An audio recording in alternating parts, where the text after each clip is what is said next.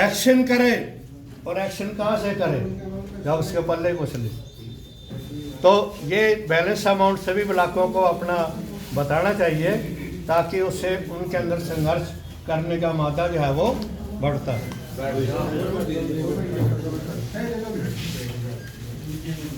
भाई का एक हमारा अभियान 1 से 15 तक का था, उसमें केवल हम एक दिन ही मेंबरशिप कर पाए, केवल एक, और 11 की मेंबरशिप है हमारी। अगर हम थोड़ा और प्रयास करते तो 25-30 तक आराम से जा सकते थे, लेकिन ये शादियों का दौर चला हुआ है क्योंकि रिटायर्ड है साथी, किसी की तबीयत खराब है, किसी कुछ है, तो ये इसमें चलता है। तो अगली टर्म के अंदर हम जो है कोशिश पूरी करेंगे कि अच्छी कलेक्शन हो जाए। जहाँ तक कुरुक्षेत्र की बात है साथियों, पिछली मीटिंग के अंदर मैं आया नहीं था क्योंकि मैं मैरिज में आउट ऑफ स्टेट था। तो वो भी भला हो अपने सेक्रेटरी साहब का कि उन्होंने एक दिन पहले फ़ोन कर दिया कि कल कुरुक्षेत्र जो है वो प्रोग्राम है। भाई ये तो मार्च में है, कहते नहीं फरवरी में ही है। तो वहाँ तो केवल ब्लॉक में से केवल मैं अकेला ही गया था। तो साथियों, मासिक मीटिंग हमारी पिछले कार्यक्रम के अनुसार ही 10 तारीख को, हर महीने की 10 तारीख को 10 बजे हर्बल पार्क गरौंडा के मांग पत्र का जहाँ तक है सवाल, यूनियन लेवल पर तो हमने 10 तारीख को हरविंदर कल्याण जी को मांग पत्र दिया था अपना, और उसके अंदर कम से कम मेरे ख्याल 20-25 आदमी थे हमारे रिटायर्ड कर्मचारी, और सर्व कर्मचारी संघ का भी उसके साथ ही एक्शन था, उनके भी 20-25 आदमी उनके भी थे। तो कुल मिलाकर 50-60 आदमी वहाँ पर हो गए थे, और स्पीकर के पास बहुत अच्छा संदेश गया कि ये लोग जो है अपनी मांगों के प्रति जागरूक हैं। इससे पहले भी एक चांस हमारा बैठा बस्ताड़ा के अंदर, RPI के अंदर जो है कार्यक्रम था, और उसमें रिटायर्ड कर्मचारी बुलाए गए थे सारे। सुनने की बात है साथियों, सरकार कितनी अपने अंदर मदहोश हुई बैठी है।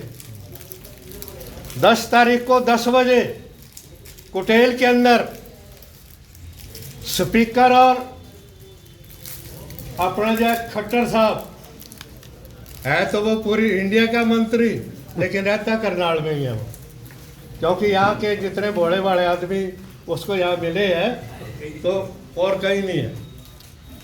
तो वो 12 बजे आए भाई उस दिन, 10 बजे का टाइम और 12 बजे आए।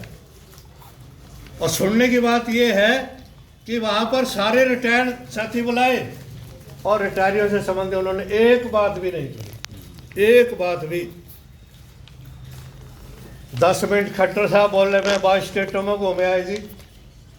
क्यों भाई, अपनी जेब से खर्चा करके घूमे आए क्या? ये हमारे टैक्स का पैसा है, उसको ये ऐसे उड़ा रहे हैं और करना कुछ नहीं। जब भी देखता है मौका, कभी फार्म पे बैठा है कुटेल के अंदर, कभी कहीं, इसके बाहर इसका कोई काम नहीं। साथियों, हम भी वहाँ सभी थे, वहाँ कम से कम 30 रिटायर्ड कर्मचारी हमारे वहाँ थे उस दिन।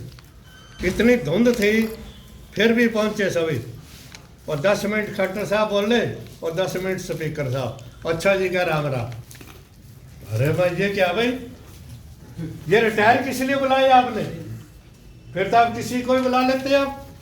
आपका बहुत बहुत धन्यवाद है जी, आपने हमारे को जिताया है जी। मैं यहाँ मंत्री बन गया सेंटर में, वो कहे जी मैं स्पीकर बन गया, तो ये तो सबको ही पता है इन बातों का।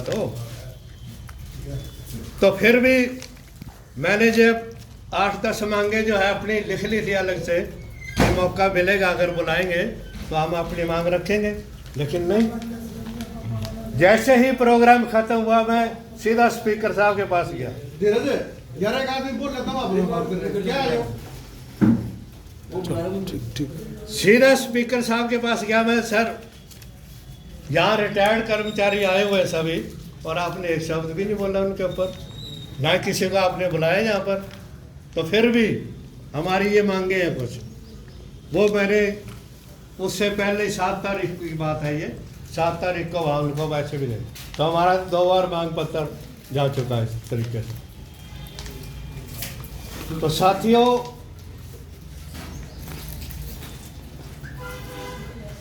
कैसे बचाए? आज सरकार जो है बिल्कुल तनी बैठी है।